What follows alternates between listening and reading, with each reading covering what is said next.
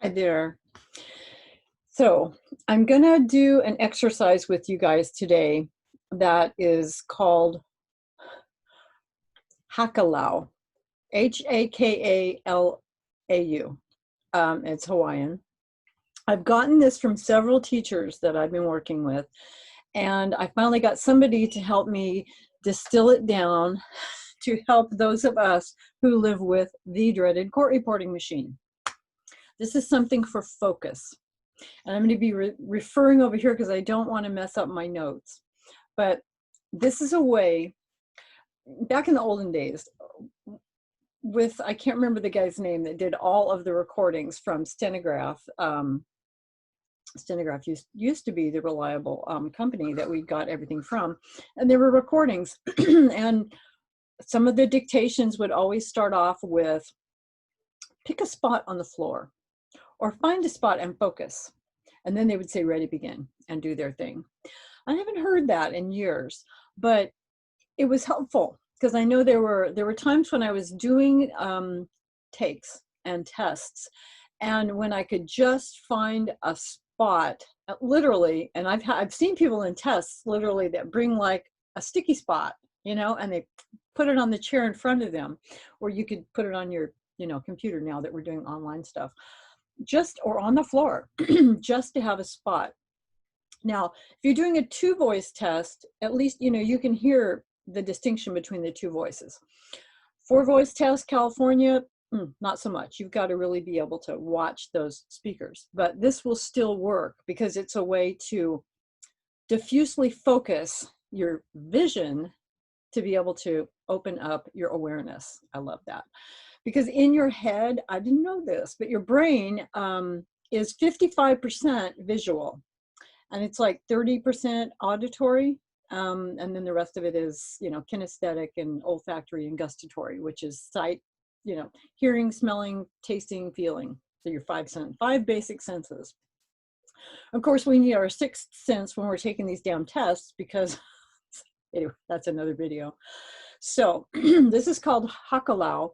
The way I was first taught was in a sitting position, to basically put your arms up like this. Now, this is really hard to report when we're doing it this way, so we're just going to practice for a minute. But put your hands up like this, and literally, as if you're doing, I don't know what those are called, the exercise where you go like that. You're going to push them back like this. You're going to see your hands on either side of your face, and you're going to pull those hands, keep looking straight ahead. You're going to pull those hands back all the way till you can't see them anymore, but you know where they are, right? Keep looking at that spot and then bring them back into your awareness. If you can do this a couple of times, and what you're trying to do in that exercise is to focus your awareness so that you realize how much awareness you have, even though you can't see what you normally would be going like this to see. It's a way of broadening your peripheral vision, yes, but it will broaden your awareness in general. And what do we want most of when we're reporting but to be aware of what's happening and who's saying what and what's coming next?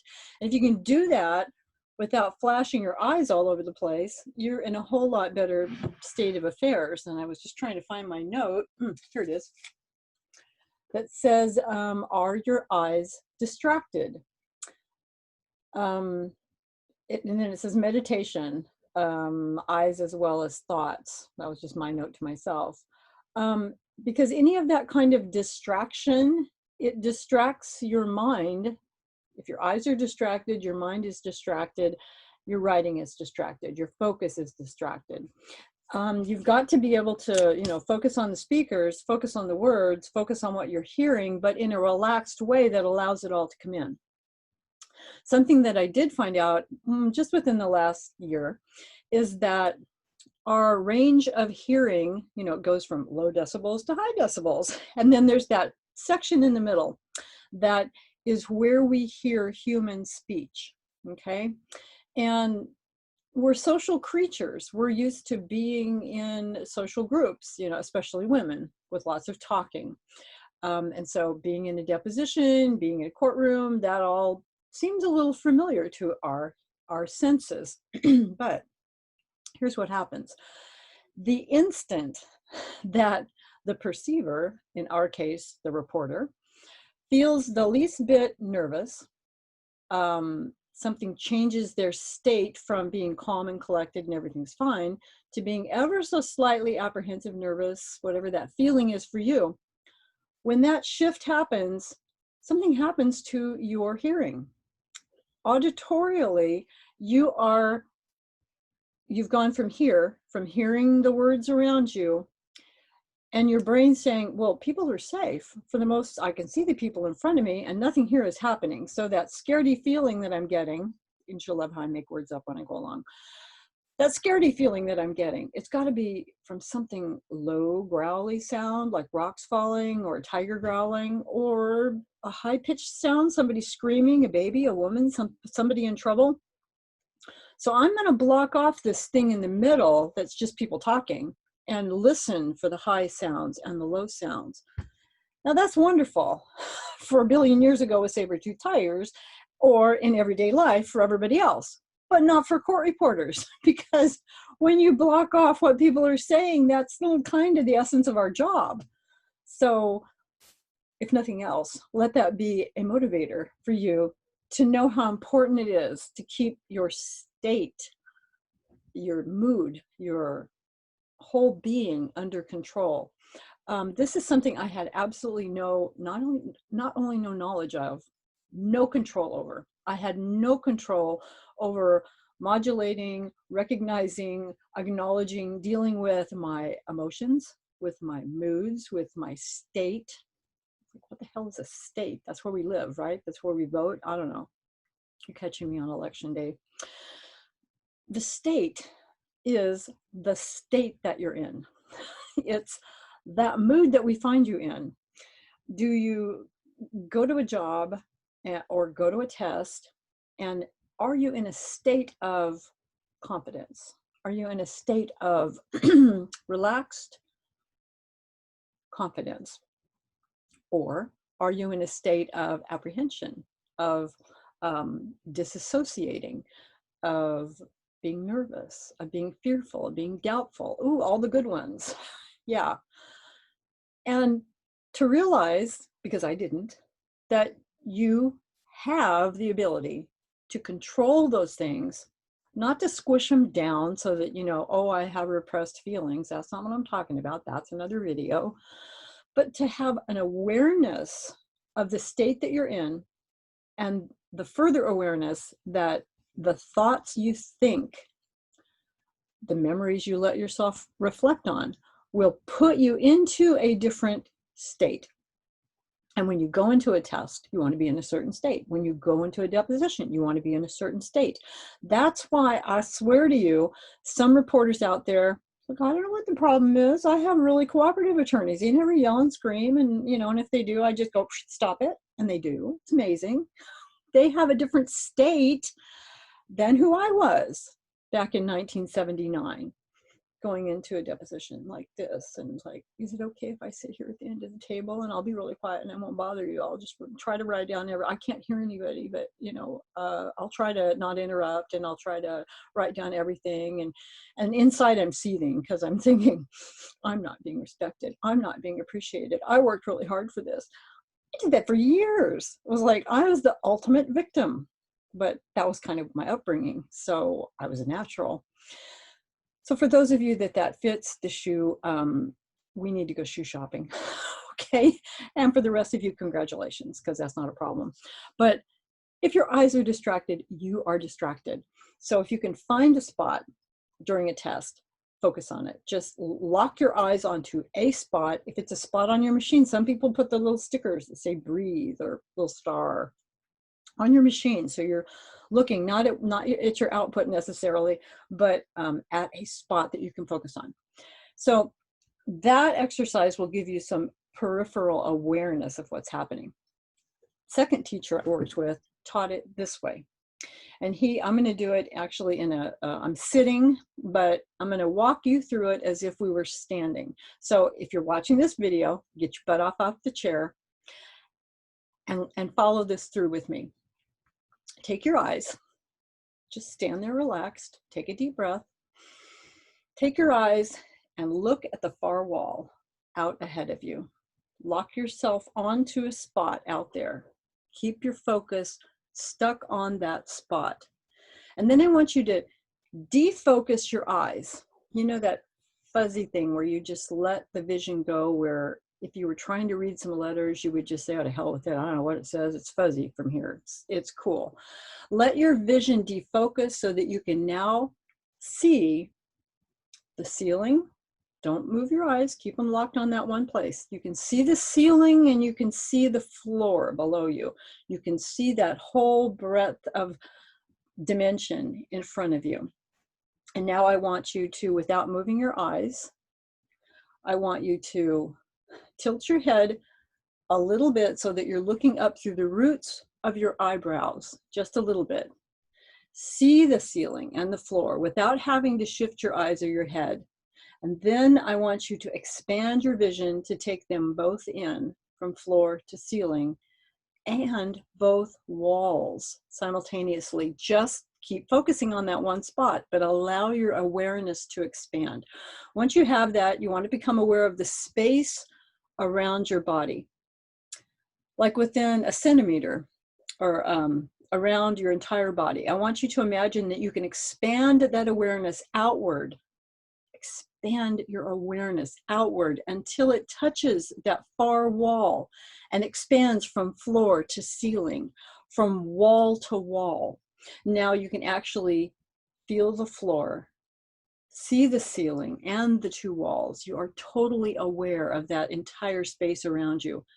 And then you imagine that you can wrap that feeling around you so that you have a 360-degree kinesthetic feeling of the room around you. Keep looking at that spot off in the distance. As you do this now, some people, you can do this with a little bit of a forward stance. So just put one leg forward. Keep your focus on that spot on the far wall.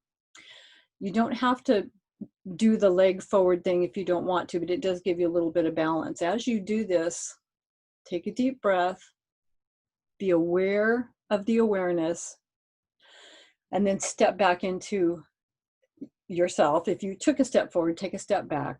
If not, just take another deep breath and come back to here and now. Wiggle around a little bit. That is breaking state. That is breaking the state that you were in for the moment when you were looking at the wall and coming back to just, hey, yo, natural here. Now I want you to move your weight a little bit forward. Put that leg out there. Put a little bit of weight on it. So maybe 1 foot forward, 1 foot back. Again, tilt your eyes up through your eyebrows, just so your head is tipped up and your eyes or head is tipped down and your eyes are actually looking up, so that you're finding that spot on the far wall, but you're looking at it from a different vantage point. You're looking at it literally through your eyebrows. You will feel a sense of, it's the same thing we do when I help you guys get into hypnosis, when I say, look up through your eyebrows as far as you can to the ceiling. It's that same looking up through your eyebrows feeling. And it's doing something to your brain, and I'll explain that in just a moment. And it's not a bad thing, it's really a good thing. So from that vantage point, looking up through your eyebrows to that spot on the wall again, I want you to become, without looking at it directly, become aware of the ceiling, become aware of the floor, become aware of the walls on either side of you, and just become aware of the room that you're in and the feeling of the areas in the room. Make sure you can still see the floor and the ceiling and the walls. You'll notice that you can't see anything well, but you can see everything. Just the awareness. That's all we want you to focus on, is just that. And before we go on to the next phase. So just come back to your regular posture, step back, and get that full vision back in line. Shake it out, just let it go. And then one last time. Again, step forward so that your weight is forward. Tip your head down, look through the root of your eyebrows up to that point, lock onto it. Absolutely lock onto it. See the room through the roots of your eyes, under your eyebrows, the far wall and the edges, and expand it to the floor and the ceiling without changing your eyes. Keep yourself locked on that one spot. Expand to the right wall, expand to the left wall. Take the body feelings, extend them out, wrap them around you so that you could fill the entire room and just become aware of the entire room. This is what's called proprioceptive awareness of your body. Expand in every direction linked to that visual field and that space even behind you, so that you are aware 360 degrees of everything that's happening in your field, because your body sends off an energy field and it is aware of all of that, whether you're aware of it or not. When you know you've got that, just step back, look around the room, just straight on. That's your proprioceptive vision.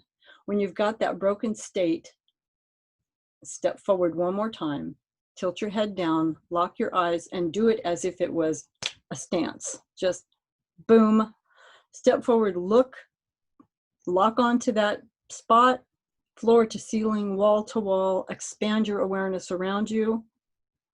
Feel it, feel it, feel it, and let it go.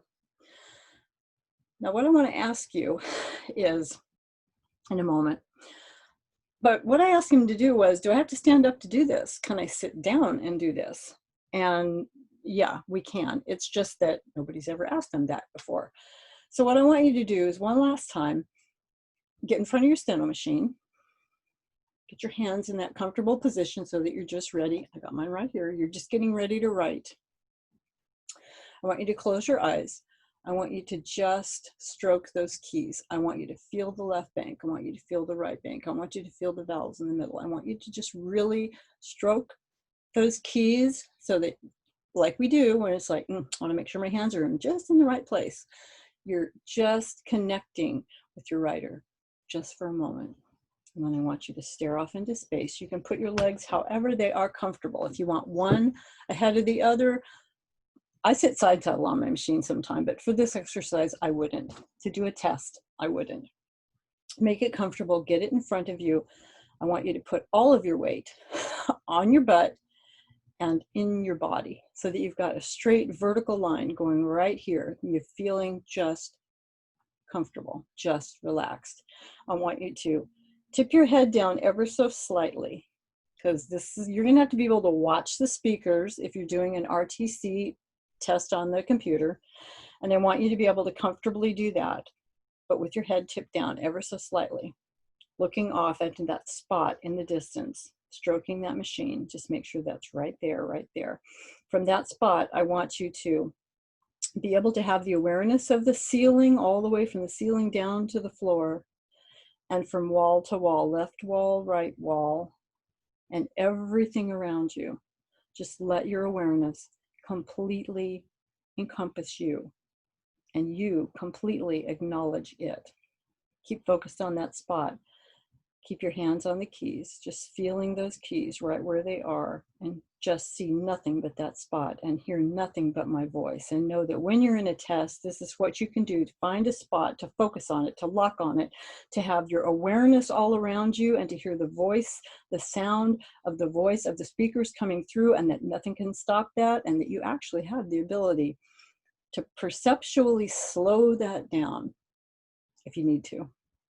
That you can be on top of every single word because your focus is so absolutely directed, and your awareness of speaker changes, of voice changes, is going to be just awesome. Now, if you're doing a 4-voice, it's going to be a little harder, and your focus of attention is going to have to be right at your computer screen, in which case you're going to change your awareness ever so slightly to encompass all 4 people, so that you're not going to be having to go like this. Practice it a couple of times. You should be able to just perceptually see them. Your eyes may bank around a little bit, but that's okay. You're not doing this and locking onto him over here and then moving over to there, which is, with your brain, is very distracting to its writing ability.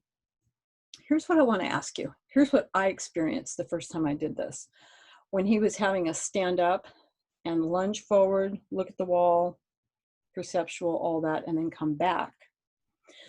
The weird part that I noticed, and I want you to give me feedback if you can, is that when you're in that stance, when you're focused on that spot, when you're letting yourself be aware of feeling your body in the chair, feeling your hands on the machine, having that awareness of ceiling to floor, of wall to wall, what happens to the chatter in your head? Because mine went away totally. And everybody I was in the class with, they had no idea when I was talking about brain chatter, like, because they're not court reporters. But everybody had the same experience. And that was that your mind just goes quiet. It just goes calm. Because all the elements that we've engaged in having that awareness is taken up. And there's no room for chatter. And isn't that beautiful? Because nobody on a steno machine needs that shit in a test or otherwise. So give that a try. I wanted to, this is going to be one of the modules in the 6-week thing, but you guys are going to be taking the CSR here real quick. And I want to get this out there in case it's something that will really help someone.